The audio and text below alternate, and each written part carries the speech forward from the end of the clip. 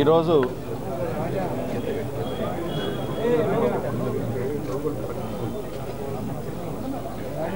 నా జన్మదిన సందర్భంగా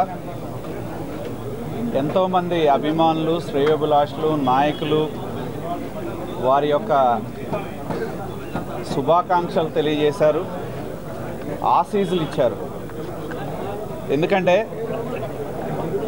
రాజకీయ కుటుంబ నేపథ్యం నుండి వచ్చిన,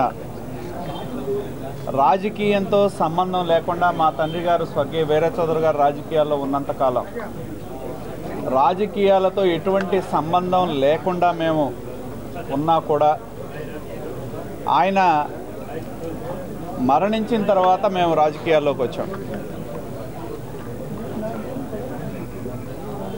ధూళిపాళ్ల వీరయ్య చౌదరికి ఉన్న ఆస్తి ప్రజల అభిమానం, ఆప్యాయత, ప్రేమ. ఆయన చనిపోయిన తర్వాత మరి వాళ్ళందరి యొక్క ఆశీస్సులతో రాజకీయం అంటే తెలియని నేను రాజకీయాల్లోకి అడుగుపెట్టడం జరిగింది. మరి ఎన్నో సందర్భాల్లో తొలిసారి రాజకీయాల్లో అడుగుపెట్టినప్పుడు ఎన్నో ఒడిదుడుకులున్నా వాటిని 26-27 ఏళ్ల వయసులో రాజకీయాల్లో అడుగుపెట్టినప్పుడు వాటిని ఆత్మవిశ్వాసంతో ఎదుర్కొన్నాము అంటే ప్రజల యొక్క అభిమానం, ఆప్యాయతే కారణం అని చెప్పి తెలియజేస్తా ఉన్నా. ఎంతోమంది శ్రేయోభిలాషులు నా ప్రయాణంలో వారి యొక్క సహాయ సహకారాలు అందించడం జరిగింది. మరి వారందరికి కూడా నేను ఎప్పుడూ కూడా రుణపడి ఉంటానని చెప్పి తెలియజేస్తా ఉన్నా. అలాగే రాజకీయాల్లో గెలుపోవటంలు ఎప్పుడూ ఉంటాయని చెప్తారు. మొట్టమొదటిసారి నేను 2019 ఎన్నికల్లో ఓటమిని ఎదుర్కోవడం జరిగింది. ఈ ఓటమి కూడా నాకు ఒక పాఠాన్ని నేర్పిందని చెప్పి నేను భావిస్తూ ఉన్నా. ఎందుకంటే మనం ఈ వ్యవస్థలో ఎంతోమంది ఉంటారు, మనకు సంబంధం ఉన్నా లేకపోయినా మన వల్ల కొంతమంది ఇబ్బందులు పడినాళ్ళు ఉండొచ్చు. మరి వాటన్నిటినీ కూడా మనం అధికారంలో ఉన్నప్పుడు మనకు కనపడవు, అధికారం పోయినప్పుడు మాత్రమే మనం వాటిని తెలుసుకోగలుగుతాం. కాబట్టి ఆ విధమైన ఓటమి ద్వారా నాకు అవకాశం వచ్చిందని చెప్పి నేను భావిస్తూ ఉన్నా. ఓటమి నాకెన్నో నేర్చుకోవడానికి ఉపయోగపడింది, ఎన్నో కొత్త అనుభవాలు ఇచ్చింది.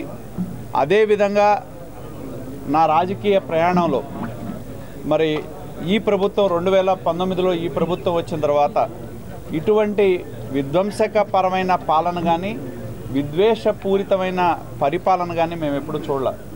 ఎందుకంటే నా ప్రయాణంలో మేము ఎన్టీ రామారావు గారిని చూసాం, చంద్రబాబు గారిని చూసాం, రాజశేఖర రెడ్డిని చూసాం, మళ్ళీ చంద్రబాబు నాయుడు గారిని చూడటం జరిగింది. కానీ తొలిసారి ఇటువంటి విద్వేషపూరితమైన పాలన చూడటం జరిగింది. కాబట్టి రాజకీయ నాయకులు ఎవరైతే ప్రజల గొంతు వినిపించే వాళ్ళు ఎవరైతే ఉన్నారో వాళ్ళని అనగదొక్కడమే లక్ష్యంగా ఈ ప్రభుత్వం పరిపాలన ఉండటం చూడటం జరిగింది. మా మీద కూడా ఎన్నో కేసులు పెట్టారు. ఈ రాష్ట్రంలో చాలామంది కేసులు ఎదుర్కొన్నారు. కానీ ఇటువంటి పరిస్థితులు ఉన్నా కూడా మరి మాకు అండగా ఉన్న మా నియోజకవర్గ ప్రజలు కానీ, అలాగే మా పార్టీ నాయకులు కానీ, చాలామంది శ్రేయోభిలాషులు కానీ ఇటువంటి కష్టకాలంలో కూడా ఇబ్బందులు ఎదుర్కొన్నప్పుడు మాతో ఉండి మాకు ఒక స్థైర్యాన్ని ఇచ్చారు. కాబట్టి వాటిని అధిగమించి ముందుకు వెళ్ళగలిగామనే దానిలో ఎటువంటి సందేహం లేదు. ధూళిపాళ్ల వీరయ్య చౌదరి గారు ఆయన మరి చివరి వరకు కూడా ప్రజాసేవలో, పార్టీ సేవలోనే ఆయన మరణించడం జరిగింది. ఆయన రాజకీయాల్లో ఉన్నంతకాలం అడుగుపెట్టిన దగ్గర నుంచి గ్రామ స్థాయి నుంచి రెవెన్యూ మినిస్టర్ స్థాయికి ఎదిగారు. ఆయన ఆశయాలే మాకు స్ఫూర్తి. అలాగే ఆయన వారసులుగా మేము రాజకీయాల్లో ఉన్నంతకాలం ఆ స్ఫూర్తిని కొనసాగిస్తాం, ఆ ఆశయాలు కొనసాగిస్తాం. ప్రజా సమస్యలు, ప్రజలే ఊపిరి, ప్రజా సమస్యల పరిష్కారమే మా లక్ష్యంగా మేము రాజకీయాల్లో ఉన్నంతకాలం పనిచేస్తాం. మరి ఈ పుట్టినరోజు సందర్భంగా ఎంతోమంది వారి యొక్క శుభాకాంక్షలు తెలియజేశారు. వారి యొక్క అభిమానం, ప్రేమ, ఆప్యాయత మా వెన్నంటి ఉండి మమ్మల్ని ఎప్పుడూ కూడా నడిపిస్తుంది. ఖచ్చితంగా వాళ్ళకి మా మీద ఉన్న ఆశలు కావచ్చు, ఆకాంక్షలు కానీ నెరవేర్చే విధంగా భవిష్యత్తులో మేము పనిచేస్తాం. Thank you.